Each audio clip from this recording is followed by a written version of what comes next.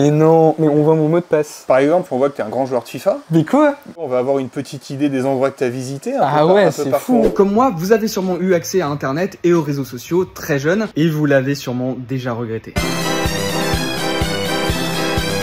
Mais est-ce que vous vous êtes déjà demandé ce que vous aviez laissé comme traces et informations sur vous? Moi j'ai demandé à Thomas, qui est hacker éthique donc, de trouver un maximum d'informations sur moi sur internet. T'as laissé traîner 2-3 trucs. J'ai un peu peur. Par exemple, on peut simplement partir de ta page Facebook, on peut partir sur 2 informations intéressantes.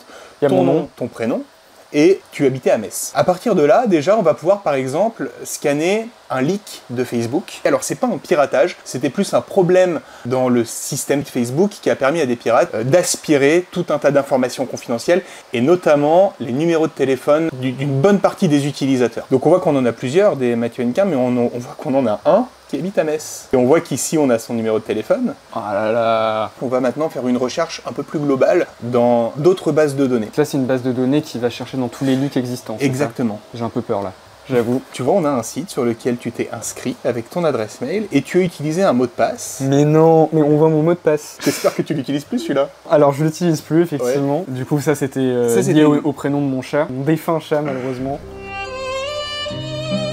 Ça veut dire qu'on aurait pu facilement me hacker mon compte en fait. On voit qu'il y a eu un petit leak aussi sur Dailymotion, où là on a un mot de passe typiquement, tu vois, qui est chiffré. Et on voit ton username, Rookie Production.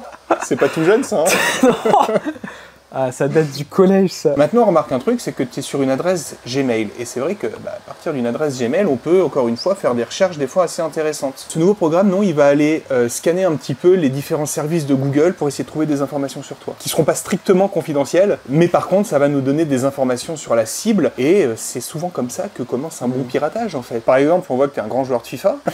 Mais quoi? Du coup, on va pouvoir aller regarder ton profil Google Maps. Je suis pas du genre à mettre des avis négatifs. Ça va, tu fais plutôt partie des gens sympas. Ça, c'est vraiment le retour de bâton pour les gens qui mettent des avis pas sympas. Bon, déjà, tu vois, on va avoir une petite idée des endroits que tu as visités. Ah ouais, c'est partout fou. en France. Ibis Hotel, tu l'as particulièrement apprécié. La personne a été adorable, donc je l'ai mis un 5 étoiles. Alors par contre, ce bar à Lille, les bières étaient pas chères, mais les gérants très désagréables. Une dernière petite bricole qu'on peut voir, c'est par exemple un site qui fait de la reconnaissance faciale. On met ta photo, on va la scanner, ça va prendre plein de points sur ton visage, ça scanne les différentes images d'internet et ça va essayer de détecter des matchs. C'est fou. C'était le site de mon école du coup. Bon, 90% en vrai sur du TikTok. Ouais. Mais il y en a, je sais pas d'où elles viennent. Là par exemple, on va pas pouvoir récupérer des informations sur les réseaux sociaux, sur Facebook, Instagram, ça c'est pas possible. Mais vu qu'il y a énormément de sites qui aspirent le contenu de TikTok pour le republier... Même si on publie une vidéo sur TikTok, on peut quand même se retrouver là-dessus. Ouais. Je vois pas du tout quand c'est ça en fait. Ah, T'es là. Marine a l'air beaucoup plus heureuse que toi. ça c'est un prix que j'avais remporté. Joli. J'ai mis la daronne à l'abri. Hein. C'est toi ça? Ça c'est moi en manif. Non, C'est fou que ça... c'est pas vrai. Là on Attends. est sur du Où est Charlie, hein. Il m'a retrouvé parmi tout le monde. Ouais. Ah, je suis là. Ah, bien vu. C'est-à-dire que quelqu'un qui était à la manifestation... Ouais. Peut savoir qu'il y était. Tu croises quelqu'un dans la rue, tu veux savoir qui c'est, boum, ça prend 2 minutes. Ah bon, c'est globalement tout ce qu'on peut retrouver sur toi sur Internet.